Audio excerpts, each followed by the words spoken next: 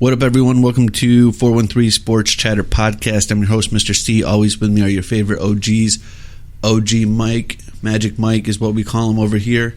Getting more girls in the toilet seat. And then my man Big D, Donnie G. What it do, baby boo? What's going on, Yankee fans? Fucking guy. Big Mike, what up? Want to say anything to your fan club? Who you texting, your girl? No, I'm looking at porn? This is not the place. This, power catcher for the Yankees only had 3 home runs last year. Yeah. Oh, that power catcher that Don's so big on, Jose Trevino. We'll talk about that. 239, 3 home runs, and 22 RBIs. Meanwhile, to Don, like he's the saving grace that New York needed. He's that guy. So full slate ahead. We're going to talk about all sports, but we're going to lead off with the NCAA tournament, starting on a women's side with Aaliyah Boston leading the way with 16 boards, and Destiny Henderson with 26 points. The Gamecocks end up taking the national championship over the UConn Huskies. Shout out to them. Shout out to the men's side, the Jayhawks, led by Jalen Wilson and David McCormick, who each contributed with 15. David also contributing with 10 boards to get that double dubs. And the Jayhawks end up taking down North Carolina when they were down by 16. So look out for North Carolina as Hubert Davis makes the championship game in his first season after succeeding Hall of Fame coach Roy Williams. And shout out to the Lady Gamecocks on taking the crown, taking it home, representing the big SC. Do your thing. Always got good sports programs down there in SC. So shout out to those two schools. Congrats. I think you guys both picked the winners too. Did either one of you guys pick Kansas in your brackets? You did? Well, not in the brackets, but on here last week I said they won. Yeah. I had Gonzaga. So that was we all had Gonzaga, man. We got fucked. I got fucked. As a Gonzaga fan, I got screwed. I think Don said he had Kansas in his bracket. You had Kansas in your final? Against who? Gonzaga. Yeah, me too. Yeah, I get it. I did have Kansas winning one bracket over Gonzaga, and then I had Arizona. I had like 9 brackets this year. It was like my most all time. I had like Arizona twice. I had Purdue winning it because I was like high on Purdue for a day. Yeah, my brackets were shit. I saw one bracket where they had Iowa winning. Iowa? Jesus. I'd go with Illinois. You know, Illinois was my team to beat as well. Yeah, so it was great. It was a great NCAA tournament. It was really great to see North Carolina be up 16 and then end up choking and losing it. But I guess that's what happens when you play 6 players. So what are you going to do? On to Major League Baseball. A rare rival trade. Yankees getting pitcher McKay from the Rays, who Don thinks will be the saving grace to get the Yankees over the hump. And I'm going to say that's not going to make a difference because he played for the Rays. And he's also very excited about Jose Trevino from Texas, who was traded in exchange for right-handed pitcher Albert Abreu and left-handed pitcher Robert Alstrom. So, Don, you being a Yankee fan, you want to comment on any of that? I mean, you're super pumped about Jose. You said he was a power player, and Mike just pulled stats, and he's got 3 home runs, and he's a .230 hitter. So maybe you can tell what you're seeing that we're not. Are you watching batting practice? He's not even left-handed, so that short porch ain't going to help him. Are you watching his high school mixtape? Yeah, but they have a great catcher, Kyle Hishinaki. That leads the spring training 7 home runs. So therefore, I think he's going to follow him, the power. Yeah, I could see how like 7 home runs in spring training and 3 in the regular season last year correlate.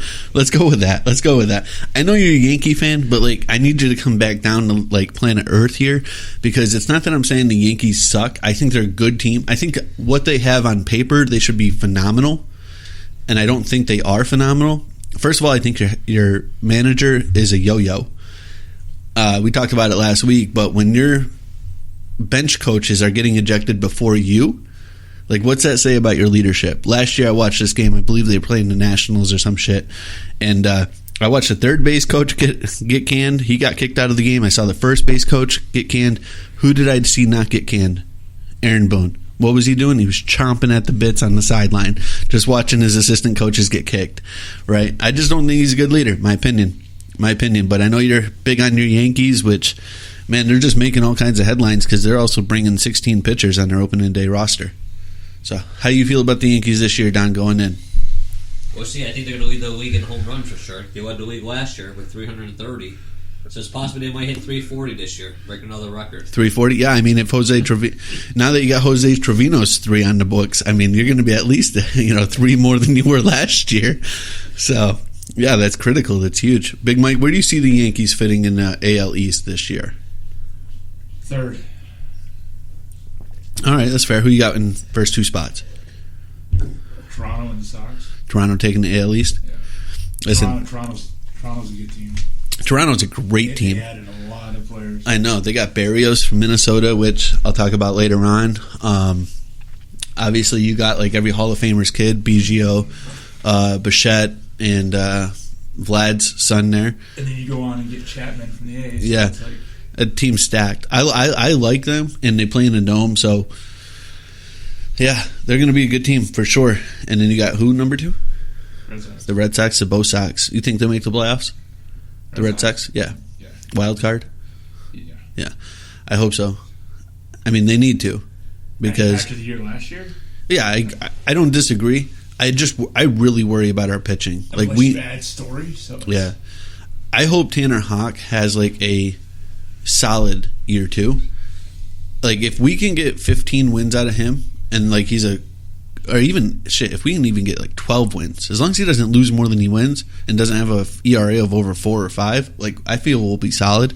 But I think he's like one of the key pieces in that rotation. Who do you got taking the AL East? After all these trades, I think the Yankees are on top of it. Yeah, you think that Trevino trade just puts him over the top I do as a backup catcher? He must have good leadership. Right. And plus, the Red Sox don't have Chris Hill for 60 days, so that's too much of the baseball.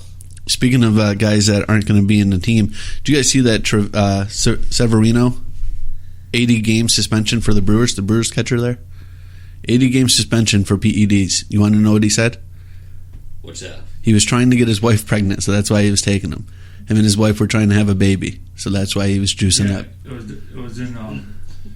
was in the drug he had to take to help his infertility.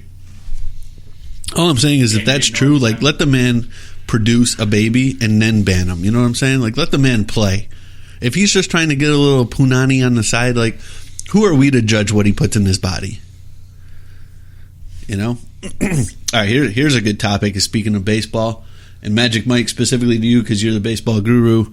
MLB introducing PitchCom, which they are calling it, and it's the anti-stealing device. So it's going to allow pitchers, catchers, and up to 3 wide receivers. It's the anti-stealing. So what is your take on that? What do you know about it? And do you think it's great for baseball, or do you think it's going to hurt the game? I like it. Quite ironically, for jumping on, I was listening to another Felger and Matt, as you guys may know him. Oh, yeah. And they were talking about it. And the catcher is going to have the contraption on his wrist with the buttons where he can tell what pitch to throw, where to put it.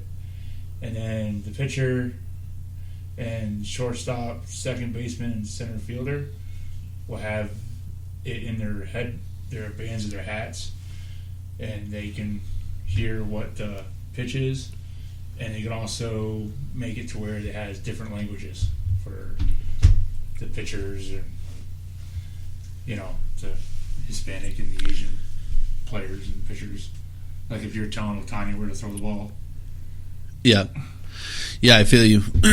I think this. I think that like way they're not shaking off the catcher 20 times and running around second base. I mean, to prevent the Astros and the Yankees from like stealing and fucking up, I think the MLB is just reacting to all that. They're like, okay, we can't have the Yankees be stealing signals. Can't have the Red Sox be stealing signals. We can't have the Astros be stealing signals. So this is the next best thing.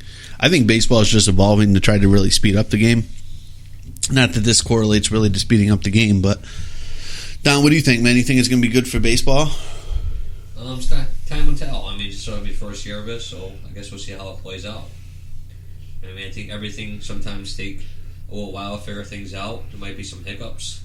Hopefully there's no hiccups in the way it works. I guess we'll find out. Right on. And last note on baseball is St. Louis Cardinals first baseman Paul Goldschmidt, not related to Goldschlager. Okay, let's get that out of the way real quick. Batting 500 in spring training. So, big news or nothing? I think it's nothing just because most of the pitchers that he's probably hitting off are a bunch of jabronis, have high numbers like in 80s or 90s, so they're probably not going to make the majors. I mean, I'd probably get hit 500 off of some of those guys. Just, do you even know who Paul Goldschmidt is? I do. What about you, Big Mike? Big news or no news? I don't think it's. I mean, it's something. Just shows he's ready for the season. Of course, if it was a Yankees player batting 500 down, be like, yeah, he's ready. He's going to win MVP. But yeah, especially with Pujols back in the mix in St. Louis, and he's going to be the DH. And St. Louis is a pretty formidable team in the NL Central. Yeah, I mean, I think you picked them to win that, right? Like you picked the Cardinals coming out this year. Mm-hmm. So, yeah, I mean, there's anytime you bat 500 with that many games in, I think they're like 13, 14, 15 games in right now.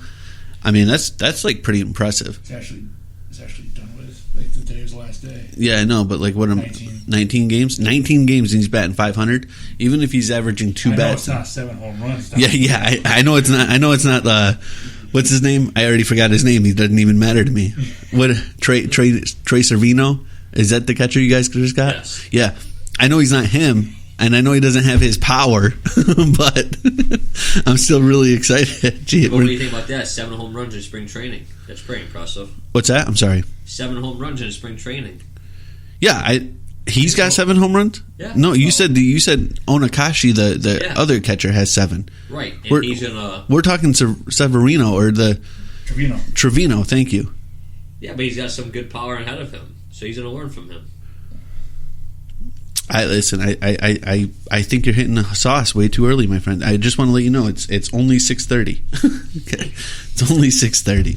So yeah, listen, Paul Goldschmidt, like the guy's going to be a Hall of Famer in my opinion, just because like in baseball everybody makes it. But I mean, he had great years with Arizona Diamondbacks. He's having a great season. He's going to have a great season with St. Louis, and listen, he could be someone that contends for sure.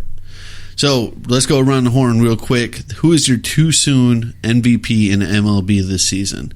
So give me your AL MVP, Mike, and then Don, you give me an AL MVP. So AL MVP? Yeah, who you saying right now on the books is going to be the AL MVP? All depends on if they stay healthy, right? With the whole season ahead of them. No doubt. I think I want to say it's got to be Trout. He always has to be there.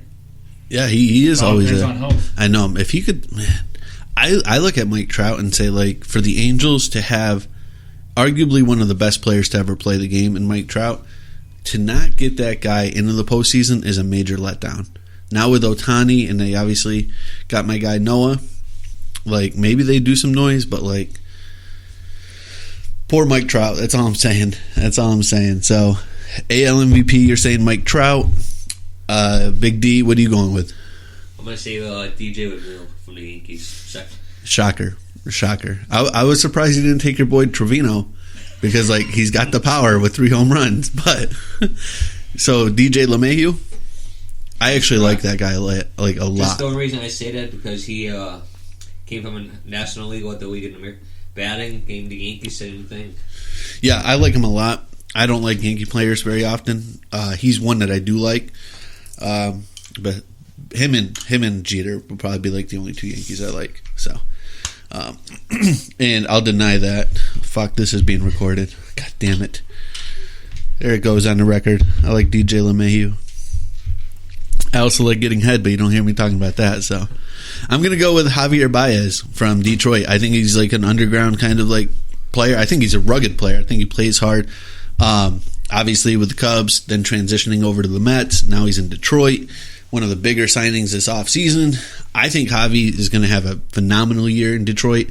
I really like the moves that they've made in the offseason. Plus they got a new, they got our old GM from Dombrowski. He's the GM over there. No, did he get canned? No. Wasn't he? Dombrowski was the general manager